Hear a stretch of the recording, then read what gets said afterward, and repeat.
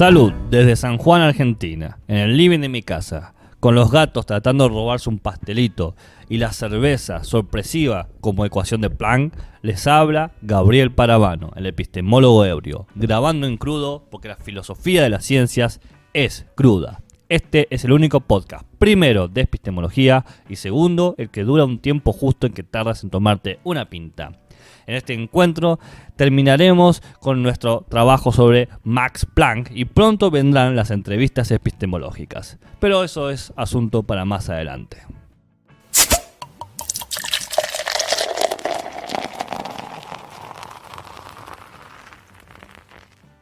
En el episodio anterior estuvimos hablando sobre el postulado positivista y la comunidad de científicos que Planck veía que estaban batallando con las actitudes escépticas de la sociedad ante el desarrollo de las ciencias y la necesidad de generar una perspectiva mucho más afinada que el positivismo de Comte, un positivismo un poco más sofisticado, si lo quieren, porque la idea es tratar de encontrarle un significado o un sentido a la ciencia, una labor epistemológica en las palabras de Planck.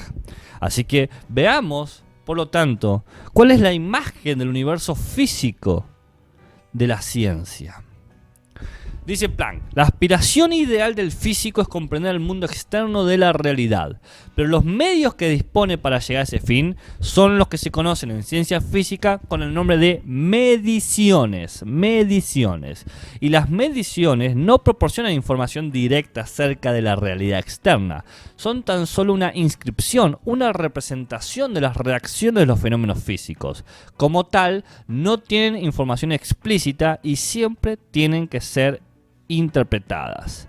Las mediciones físicas proporcionan al físico signos que él debe interpretar, lo mismo que el especialista en lenguas interpreta el texto de algún documento prehistórico que pertenezca a una cultura desconocida. Lo primero que el especialista en lengua acepta es que el documento en cuestión ha sido redactado de acuerdo con algún sistema de reglas gramaticales o símbolos. De igual manera, el físico debe aceptar que el universo está gobernado por un sistema de leyes y que este sistema de leyes puede ser comprendido, incluso aun cuando él no pueda abrigar la esperanza de ser capaz de comprenderlo en forma simple o descubrir con cierto grado de certidumbre su carácter y la manera como actúa. Esta es la antítesis del pensamiento escéptico. El pensamiento escéptico dice: yo no puedo conocer el mundo o no tengo garantías de conocer el mundo, y aunque pueda conocer el mundo, quizás el mundo no tenga nada que ser conocible. Mientras que la tesis de Planck dice que el universo está gobernado por leyes físicas, es decir, hay un orden, unas condiciones de posibilidad establecidas, regulares, universales y necesarias, que pueden ser comprendidas, que es decir, que el humano puede acceder a ellas. Entonces sigue diciendo Planck, admitiendo que el mundo exterior de la realidad es gobernado por un sistema de leyes, el físico elabora un sistema de conceptos, un sistema de teoremas, y esta síntesis es considerada como la imagen científica del universo físico. Trátese de una representación del mundo real en tanto que corresponde tan exactamente como es posible a la información proporcionada por las mediciones realizadas.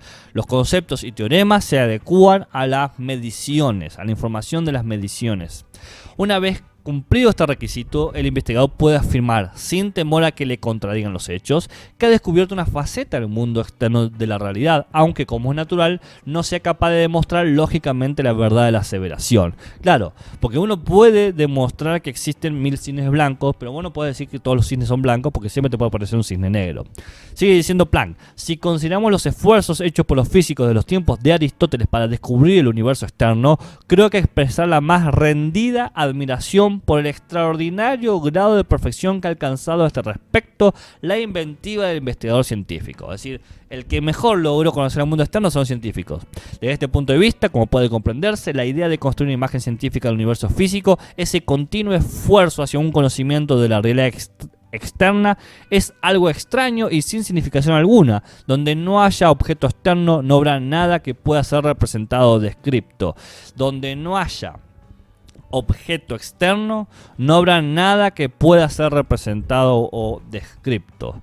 La principal cualidad que debe tener la imagen del mundo obtenida por el físico es que entre el mundo real y el mundo de la experiencia existe el acuerdo más perfecto posible. Postulado muy fuerte. solamente puedo representar y describir cosas reales. Si no, estoy hablando cosas sin sentido, sin significado. Lo que se obtiene a través de los sentidos es la materia prima con la que el físico ha de trabajar, y el primer proceso que tiene que ser sometido a ese material en bruto es el de la eliminación y el refinamiento del complejo de datos sensoriales. Y este complejo de datos sensoriales debe ser de una manera molido, ¿cómo sería? La palabra que usa Planck es refinado. Nos da el grueso, los datos sensoriales son como el grueso que tenemos que refinar para poder quitar las tendencias constructivas subjetivas y quedarnos con la información misma de los órganos sensoriales. Y además hay que descartar todas las cosas que puedan ser atribuidas a la intervención accidental o circunstancias especiales. Con respecto a esto último, habrá que prestar singular atención al hecho de que los instrumentos destinados a la medición pueden influir sobre el resultado que se llega durante el proceso de observación. Por ejemplo, un instrumento mal calibrado. Esta influencia es más marcada cuando se trata de la observación de pequeños detalles. Un físico está obligado, dada la naturaleza de su labor, a emplear sus facultades imaginativas en el primer paso que da. Para ese primer paso debe recoger los resultados proporcionados por una serie de mediaciones experimentales e intentar organizarlas bajo una ley, es decir, debe hacer una selección de acuerdo a un plan, de acuerdo a un proyecto que en primer término es hipotético y por tanto una construcción imaginativa. Es curioso porque Planck en el episodio anterior había dejado en claro que no tienen que haber elementos estéticos, éticos, subjetivos, pero el primer paso para construir conocimiento es, oh caramba, la construcción imaginativa. Bueno, sigue diciendo, y cuando observa que los resultados hallados no se avienen a ese plan, hay que descartar ese plan y ensayar otro. Esto significa que la capacidad imaginativa debe ser siempre especular acerca de la significación de los datos que han sido proporcionados por las mediaciones experimentales. El físico se halla en la misma situación que el matemático cuando se le propone que mediante una curva, serie de puntos, cuentan más juntos se hallen y cuanto más abundantes seas, esos puntos más numerosos serán los tipos de curvas imaginables. Está proyectando, así prácticamente nos hallamos una tarea semejante. Seguimos los movimientos de un instrumento registrador sensible destinado a marcar tan solo una curva independiente y bien definida, por ejemplo, la curva térmica. En efecto, observamos que esa curva no está nunca rigurosamente definida, sino que existe una zona más o menos amplia en la cual podría dibujarse un infinito número de curvas claramente diferentes. Por lo tanto, no se puede establecer una regla que indique cuál debe ser la decisión en medio de esta incertidumbre. Es el investigador quien debe elegir simplemente una línea mental definida, hace un recorte, está diciendo eso, y esa línea de pensamiento basada en una combinación seleccionada de las ideas nos lleva al hallazgo de una hipótesis a cuya luz podremos trazar la curva que buscamos y trazar una forma perfectamente definida que la distinga de las otras innumerables curvas que pueden ser propuestas. En otras palabras, cuando el espectro muestra, por ejemplo, una imagen múltiple y se busca la causa de uno de los elementos de esta imagen, tenemos que imaginar cierto número de causas hipotéticas e irlas examinando hasta que se tropiece con una que esté de acuerdo con algunos de los resultados obtenidos. Es decir, poder confeccionar una hipótesis del mundo que de repente encaje con el mundo. La línea del pensamiento que conduce a esas diversas alternativas tiene su origen fuera del ámbito de la lógica. Para formular estos tipos de hipótesis, el físico tiene que poseer dos características. Esto es un supuesto del sujeto productor de conocimiento que dice ahora Planck. 1. Un conocimiento práctico de todo el problema en el que trabaja. 2. Una imaginación constructiva. Es decir, conocimiento práctico e imaginación. Praxis e imaginación. Esto significa, en primer término, que debe conocer los diversos tipos de mediciones, aparte de las que en ese momento se están usando, no solamente en el ámbito de la física, sino química, biología, etc. Y en segundo lugar, posee la habilidad de combinar en un solo punto de vista los resultados logrados con dos tipos diferentes. Esta es la maravilla que tienen todos estos pensadores de la época. Hacen un esfuerzo sostenido de rechazar, de separar elementos subjetivos y siempre traen algunos de estos en el proceso de construcción del conocimiento científico. Sigue diciendo Planck, toda hipótesis fecunda en los resultados tiene su origen en alguna afortunada circunstancia, el azar, que ha permitido realizar la observación siguiendo dos caminos distintos. Esta verdad la hemos claramente ilustrado en casos históricos que han conducido a descubrimientos causales que marcaron una época. Por ejemplo, Cuando Arquímedes observó la pérdida de peso experimentado por su propio cuerpo en el agua, relacionó este hecho con la pérdida de peso sufrido por otro cuerpo en las mismas condiciones y así llegó a encontrar un medio para determinar el peso específico de los diferentes metales. Esta idea se formó en su cerebro un día que, estando en el baño, meditaba acerca de la manera de resolver si la corona del rey de Siracusa era de oro puro o si trataba de una aleación con plata. Aplicando la experiencia a su propia pérdida de peso en el baño, pensó que el aumento del volumen de la aleación podría ser descubierto introduciendo separadamente en el agua la corona y pesos iguales de agua y de plata, determinando luego el volumen del agua que se desalojaban, ¿no? Alto ejemplo. Todas estas combinaciones han sido siempre extraordinariamente fructíferas. Sería un interesante ejercicio mental analizar las diferentes hipótesis que han abierto caminos fecundos con la intención de descubrir cuáles fueron las asociaciones de ideas en las cuales surgieron. Es decir, hacer un análisis de qué tipo de relaciones e ideas son fructíferas para el desarrollo de la ciencia y qué relaciones e ideas no lo son. Pero esa tarea tropezaría con la dificultad de que las grandes mentalidades creadoras se resisten a mostrar ante la curiosidad de la gente esos delicados hilos del pensamiento que le han permitido tejer sus notables hipótesis, así como aquellos que tuvieron que abandonar. Genial esto. El egoísmo del científico está diciendo eso. Esta tarea, la idea de mostrar cómo uno ha combinado sus nociones para generar un pensamiento fructífero, dice Planck que tropezaría con las grandes mentes creadoras, que ellas se resisten a mostrar a la gente los delicados hilos del pensamiento. ¿Qué pasó con el científico que no era egoísta? ¿Dónde está ese? Bueno, la utilidad de una hipótesis únicamente puede ser atestiguada por los resultados lógicos que fluyen en su aplicación. Esa deducción debe ser puramente lógica, y entonces la hipótesis constituye el punto de partida para desarrollar un sistema teórico tan completo como sea posible. Una vez que el sistema teórico ha llegado a su total desarrollo, será confrontado con los resultados proporcionados por la experimentación. Según que el sistema corresponda o no a esos resultados, podría juzgarse si la hipótesis de que hemos partido fue o no bien elegida. Si bien este es el método adoptado por el físico, podemos comprender inmediatamente el hecho de que el progreso de la ciencia física no sigue una curva regular en su desarrollo. La curva del progreso científico sigue un trazado del zig-zag, zig-zag, zig-zag. Puede decirse que el movimiento de avance es de tipo explosivo, ¡copochum! Y el retroceso subsiguiente es una característica del whoop, ¿no? Pochocum, explosión, whoop, implosión. Toda hipótesis que al ser aplicada lanza un rayo de luz sobre un nuevo campo de la ciencia física representa precipitarse en la oscuridad, pues el principio no puede someterse a la nueva visión de un juicio lógico. Acá yo quiero que tengan cuidado de no anticiparse y decir, esto es medio cuñano. Fíjense, porque dice un avance repentino como explosivo y que también supone un retroceso, y un avance en zigzag, porque acá estamos leyendo la década del 40, Planck, ¿no? Faltan todavía 20 años para que Kuhn proponga, pero puede haber algunos gérmenes de idea sobre la noción del progreso. En este caso, el avance de la ciencia no continuo, sino discontinuo. Es interesante eso. Entonces tienen lugar los esfuerzos que finalmente han dado dar a una luz una nueva teoría. Una vez que esto ocurre, la teoría marcha hacia adelante, bien o mal, hasta que el sello del destino queda grabado cuando se le somete a la prueba experimental. Me encanta porque Planck empieza a meter elementos retóricos y metafóricos. Dijo, ya está, listo, ya me la jugué toda. Si la hipótesis sobrevive a esta prueba, aumenta su prestigio y al ir siendo aceptada se desarrolla y se extiende en una forma cada vez más comprensiva.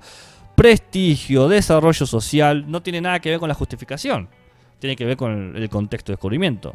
Más si, por el contrario, las pruebas experimentales ponen obstáculos a la viabilidad de nuestras hipótesis, surgen recelos, surgen dudas, surgen críticas. Pero estos son los signos de que se van poniendo en duda las viejas afirmaciones y así aparece una nueva hipótesis. La tarea de esta última es conducir hacia la solución de la crisis de la cual ha nacido y construir una nueva teoría que conservará lo que había de cierto del anterior y corregirá y descartará lo que había de falso. Durante este periodo de cambios, el conocimiento que la ciencia física nos aporta marcha unas veces con pasos temblorosos y otros de manera firme hacia el descubrimiento del universo real externo.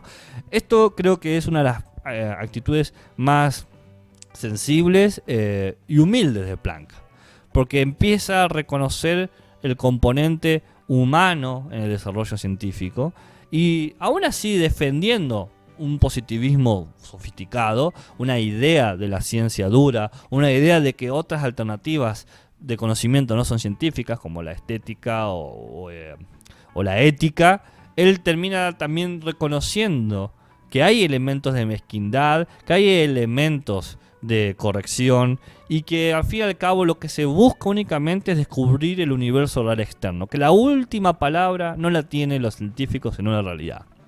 Eso es bastante interesante, porque incorpora hasta una preocupación histórica. Es más, en el siguiente párrafo dice: esta evolución periódica es la característica del desarrollo histórico de la ciencia física. Ya hemos dicho que al plantear cualquier hipótesis, el autor de ella tiene la libertad desde su iniciación. Elige sin cortapisas de ninguna clase a los conceptos y a los teoremas que empleará en la constitución de su síntesis, con tal claro es que no haya contradicción lógica entre ellas. No es cierto, como muchas veces han dicho los físicos, que en la exposición de una hipótesis el autor debe extraer el material para su idea única y estrictamente de aquellos primeros datos que le han sido proporcionados por mediciones experimentales. Esto significaría que los conceptos formativos que moldean una hipótesis tienen que ser estrictamente independientes de todo origen teórico, y esto, dice Planck, no es así.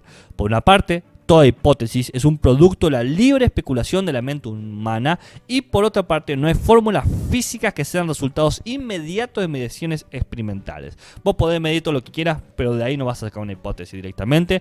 Hay que especular, hay que proyectar, hay que imaginar. Lo cierto es que el inventor de una hipótesis tiene una ilimitada libertad para elegir los medios que considera necesarios para su propósito. No estará obstaculizado por las tendencias fisiológicas hacia la construcción, que es una característica de la actividad de sus propios órganos de los sentidos, ni encontrará restricciones en lo que se refiere a la guía que prestan los instrumentos físicos de trabajo. Con los ojos del espíritu, dice Planck, el científico penetrará en los más delicados procesos que se desenvuelven internamente ante él. Seguirá los movimientos de cada electrón y vigilará la frecuencia y de forma de cada onda. Incluso inventará su propia geometría a medida que precise de ella. Y así, con esos instrumentos espirituales de trabajo, con esos instrumentos de ideal exactitud, tomará una parte personal en todos los procesos físicos que se desarrollan ante su presencia. Esto tiene por objeto eliminar las dificultades ante los experimentos. Tengan que encontrar luego una amplia aplicación para poder establecer finalmente las conclusiones. Como es natural, las conclusiones a las que llega el científico, cuando se comienzan a establecerse, nada tienen que ver con las mediciones experimentales primeras. Por tanto, una hipótesis jamás puede ser declarada exacta o falsa a la luz de la medición. Todo lo demás que podamos preguntarnos es hasta qué punto son útiles o no útiles esas hipótesis para algún fin práctico. Y acá llega otra faceta de la imagen de la ciencia. Esa ideal clarividencia de los ojos espirituales que ven tras los diversos procesos a la naturaleza física es debida exclusivamente al hecho de que en este caso la naturaleza del mundo físico es algo que ha sido modelado por la mente del mismo observador, en tanto que este mundo construido intuitivamente sigue siendo un mundo hipotético. El creador tiene perfecto conocimiento y dominio sobre él y puede modelarlo de la forma que quiera, pues por lo que a la realidad se refiere no tiene ningún valor. Por ahora es simplemente un modelo de la realidad. El valor se adquiere en el momento en que este sistema teórico que se planteó como un mundo hipotético se corporiza con resultados que se obtienen mediante la medición experimental. Ahora bien, un simple proceso físico de mediación nos informa tan escasamente acerca del relato que hemos hecho sobre el mundo físico que nos informa también de manera escasa cuál es la realidad del mismo universo. En definitiva, el proceso de la medición representa más bien un suceso que está relacionado con el aparato que estamos utilizando y los órganos sensoriales del investigador. Todo lo que puede decirse acerca de la relación con respecto a la realidad externa es que existe cierta conexión entre ellos. Las mediciones por sí mismas no nos dan resultados inmediatos que tengan un propio significado. La tarea de la ciencia es intentar establecer el significado en esa conexión entre los órganos sensoriales y lo medido. Y al mismo tiempo explorar qué mediciones físicas son necesarias. Las dificultades epistemológicas que han surgido en la esfera de la física teórica durante el desarrollo de las teorías, por ejemplo, de los cuantos, a la que Planck pertenece, parece ser debidas al hecho de que los ojos materiales del físico han sido identificados con los ojos espirituales del especulador científico. En realidad, los ojos materiales, el ojo biológico, al ser parte del proceso físico de la naturaleza, son el objeto más bien que el sujeto de la exploración científica. Y como el acto de la medición tiene una influencia mayor o menor sobre el proceso que se está observando, es prácticamente imposible separar la ley que intentamos descubrir tras el suceso de los métodos que utilizamos para realizar el descubrimiento. No podemos separar la ley que queremos descubrir de los métodos que utilizamos. Están íntimamente conectados. Cierto es que cuando se trata de fenómenos naturales en masa, por ejemplo un grupo de átomos, no es probable que el método de medición influya en el curso de los acontecimientos. Por esta razón, en el primer periodo de la ciencia física, que ahora se denomina física clásica, la opinión se estaba inclinando a considerar que las mediciones eran como una visión directa. Pero esto, hemos visto, es un error fundamental. Es la contrapartida del error positivista, el prestar atención únicamente a resultados proporcionados por mediciones experimentales. Mientras por una parte reconocemos que esto es un error, por la otra debemos darnos cuenta de que si abandonamos los métodos experimentales, no disponemos de medios para materializar los acontecimientos reales. Las medidas y los métodos de experimentación es lo que le da cuerpo a las hipótesis, dice Planck. Cuando nos enfrentamos con el cuánto, ¿no? El cuánto indivisible de acción, que hoy ya llamaremos fotón, el límite es llevado con una matemática exacta hasta un grado en el cual la más delicada medición física es incapaz de dar una respuesta satisfactoria en cuestiones relacionadas con el comportamiento individual de los procesos más minúsculos, más cuánticos. El resultado es que el problema de estos procesos infinitesimales ya no tienen significación para la investigación puramente física. Ahora llegamos al punto donde estos problemas tienen que ser elaborados por una razón especulativa. Si lanzamos una ojeada hacia el camino por el cual la ciencia física ha avanzado hasta ahora, hay que admitir que los progresos dependen esencialmente del desarrollo y amplia aplicación de nuevos métodos para practicar las mediciones. Podrá pues apreciarse lo lejos que estoy hoy del concepto positivista. La diferencia entre nosotros es que el positivismo considera las mediciones experimentales a través de la percepción como el todo y el fin a lo largo del cual la ciencia física progresa, mientras que yo, Max Planck, creo que el estudio de las realidades físicas considera los resultados de las mediciones como un complejo más o menos intrincado que registra las reacciones que se producen en el mundo exterior, dependiendo su exactitud no solo de los instrumentos registrados, sino también de los órganos interpretadores del investigador. Acá está el sujeto científico influyendo en la construcción teórica del mundo. El adecuado análisis y corrección de este complejo dictamen es una de las principales funciones de la investigación científica. Por tanto, de los resultados que nos proporcionan las determinaciones experimentales, deben elegirse aquellos que tienen un alcance práctico para el objeto de nuestra pesquisa, pues cada particular intento para descubrir la realidad del universo físico representa ahora una forma especial de cierta cuestión de cómo nos planteamos la naturaleza. En otras palabras, es necesario construir mentalmente una hipótesis teórica y someterla a la prueba de las mediciones experimentales. He aquí la causa de que ciertas investigaciones tengan un significado a la luz de una teoría, pero no a la luz de otra. Por lo tanto, una observación experimental presenta, como hemos visto, un complejo resultado construido por diferentes elementos. E incluso, aunque todo el elemento sea la consecuencia causal directa de otro, no es posible considerar ese elemento original como estrictamente causal en el experimento, independientemente de todo, ya que puede producir resultados muy variados según qué combinación y qué factores estemos presentando o considerando.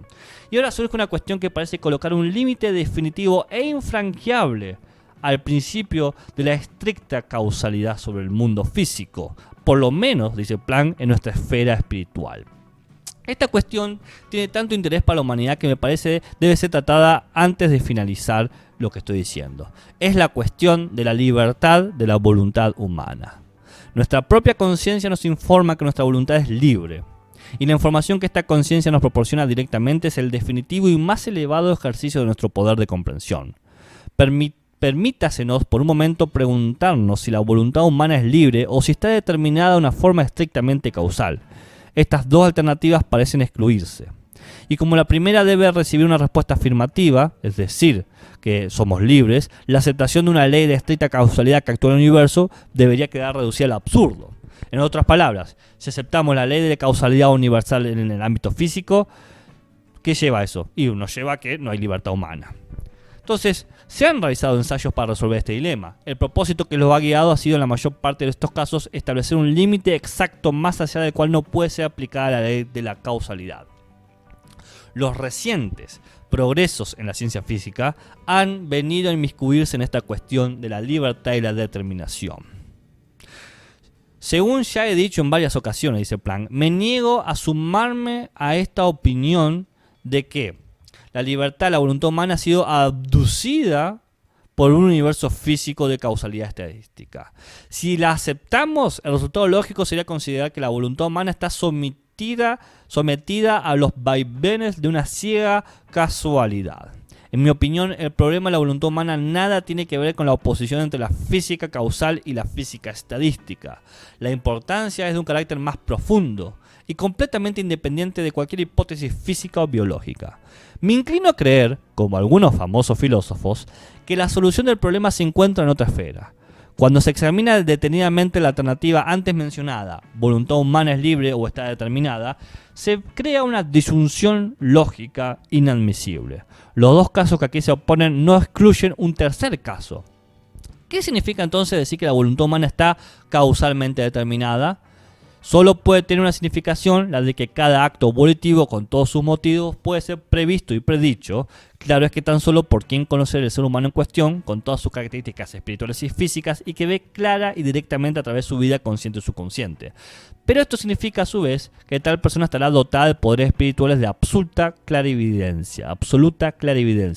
En otras palabras, estará dotado de visión divina. Fíjense cómo del postulado de que siempre va a haber un elemento incognoscible en términos naturales y físicos, se traslada, dado que el humano es parte de ese mundo físico, que va a tener elementos incognoscibles. Sí, si nosotros pudiéramos conocerlo todo, nos daríamos cuenta que la voluntad humana está causalmente determinada. Pero, oh sorpresa, no podemos verlo. La inteligencia ordinaria no puede penetrar, dice Planck, en las grandes profundidades del pensamiento, y cuando decimos que los fenómenos espirituales están determinados, el juicio elude la posibilidad de la prueba. Esto es un carácter metafísico. Lo mismo que el juicio de la ciencia de que existe un mundo exterior real. Son dos postulados metafísicos. Pero el juicio de los fenómenos espirituales están determinados, es algo lógicamente inatacable y desempeña un papel importante de nuestra percepción del conocimiento, dado que forma la base de todas las tentativas para comprender las conexiones con los acontecimientos psicológicos y espirituales. Ningún biógrafo intentará resolver la cuestión de los motivos que gobiernan los actos de un héroe atribuyéndolos solamente a una situación del azar, sino que atribuirá los motivos de sus actos a la falta de datos, a una condición de penetración psicológica, etc. En la práctica de la vida cotidiana, nuestra actitud para con el prójimo está basada en la aceptación de que sus palabras y sus actos están determinados por diferentes causas. Entonces, ¿qué queremos significar cuando decimos que la voluntad humana es libre? Tales palabras significan que siempre tenemos la posibilidad de elegir entre dos alternativas cuando llega el momento de tomar una decisión. Es decir, ¿qué decimos que la voluntad humana es libre? Significan que siempre tenemos la posibilidad de elegir entre dos alternativas cuando llega el momento de tomar una decisión. ¿Se están dando cuenta de lo que está haciendo Planck? O sea, lo están viendo. El tipo empieza a explicar cómo opera la construcción de la representación del mundo externo en términos de la ciencia física, en este positivismo más sofisticado que está presentando Planck, y que empieza a incorporar elementos históricos y subjetivos a la hora de construir las hipótesis sumamente necesarias para poder dar sentido o significado a los datos que se tienen del mundo, las mediciones. Y en el momento de construir todo esto, dice, necesariamente tiene que haber un elemento especulativo, proyectivo, imaginativo, donde opere la mayor libertad del sujeto, del científico, para construir hipótesis sobre el mundo que se pongan a prueba. Y cuando se da cuenta de que el postulado básico del desarrollo de la ciencia supone una condición de libertad, se ve obligado Planck a meterse en discusiones profundamente éticas, que tiene que ver si la voluntad humana es libre o está determinada. Porque la conclusión a la que quiere llegar Planck es que el humano es libre en esta condición de que siempre puede elegir entre alternativas, y que la ciencia potencia, aumenta, expande esta libertad porque da mejor conocimiento a las alternativas a elegir. Dice Planck. En principio, cualquier hombre puede aplicar la ley de causalidad a los sucesos del mundo que lo rodea, tanto en un orden espiritual psicológico como en el físico, de acuerdo a la medida de su propia capacidad intelectual. Es decir, en la medida que más comprendes el mundo, mejor podés establecer las leyes de causalidad. En consecuencia, no le es posible aplicar la ley de causalidad a futuros pensamientos o actos de su futura voluntad sin este conocimiento. Estos son los únicos objetos para que el individuo no caiga dentro de la fuerza de la ley de causalidad, de tal modo que pueda ejercer su acción sobre ellos. Y estos son sus elementos más queridos e íntimos tesoros. De su sabio gobierno depende la paz y la felicidad de su vida. La ley de causalidad no puede dictar la línea de acción y no es capaz de relevar al individuo de la responsabilidad moral de sus propias acciones. La sanción de la responsabilidad moral procede de otra ley que nada tiene que ver con la ley de la causalidad. La propia conciencia del científico es el tribunal que aplicará esa ley de responsabilidad y oirá sus advertencias y sanciones siempre que quiera oírlas. ¿Qué está haciendo Planck? ¿Está suponiendo un innatismo moral? Bueno, no importa. Es un peligroso acto de autoengaño intentar desprenderse de una obligación moral desagradable, aduciendo de que la acción humana es el inevitable resultado de una inexorable ley de naturaleza. El ser humano, que considera su propio futuro como previamente determinado por un destino o por una nación, que cree en una profecía según la cual él está llamado a derrumbarse, únicamente lo que está haciendo es abandonar su propia voluntad. Y entonces llegamos al punto donde la ciencia reconoce unos límites más allá de los cuales no se pueden pasar. Y la ciencia señala las apartadas regiones que yacen fuera de las esferas de las actividades humanas. El hecho de que la ciencia declare los propios límites nos da mayor confianza en sus afirmaciones cuando habla de aquellos resultados que corresponden a su propio campo. Pero por otra parte, no hay que olvidar que las diferentes esferas de la actividad del espíritu humano jamás se hallan aisladas. Siempre hay una íntima y profunda conexión entre todas ellas. Partimos del territorio de una ciencia especial, trabajamos una serie de problemas que son de puro carácter físico, pero estos problemas nos conducen inevitablemente a un mundo desde las simples percepciones sensoriales al mundo metafísico. Y este mundo en el que nos enfrentamos con la imposibilidad de conocerlo todo directamente. Es una tierra misteriosa, es un mundo cuya naturaleza no puede ser comprendido por los humanos o por los humanos más poderosos. No es posible percibir la armonía y belleza cuando nos esforzamos por comprenderla. Y allí, en el umbral de este mundo metafísico, nos colocamos frente a frente a la cuestión suprema, la de la libertad de la voluntad humana. Es una cuestión en la que cada uno debe meditar por sí mismo si desea reflexionar seriamente acerca de lo que se puede o no significar en la vida. ¿Y ustedes qué creen? ¿Que el problema de desarrollo científico está conectado al problema del libre albedrío y la causalidad? Muy bien, pasemos a la siguiente sección. Camarero, una cañita para llevar. Una sección de propaganda desvergonzada que nadie que aprecie su tiempo debería escucharlo. Hemos terminado con todo lo que hemos querido hablar sobre Max Planck, sobre la idea de ciencia, realidad, individuo y epistemología, de su famoso libro ¿A dónde va la ciencia? Sumamente recomendable para leer si alguien quiere meterse en algunos problemas clásicos de la epistemología. Segundo, seguimos buscando científicos que se quieran entrevistar. Si conocés a un primo, una prima que se dedica a la ciencia y decís cómo puede ser que viva de eso, decirle que lo estoy buscando para hacerle algunas preguntas epistemológicas. Tercero, me pueden encontrar en todas mis redes sociales, Instagram, Facebook, Twitter, Spotify, YouTube, Apple Podcasts, Google Podcasts y cosas de podcast. Siempre como el epistemólogo ebrio. Salud y buenas ciencias.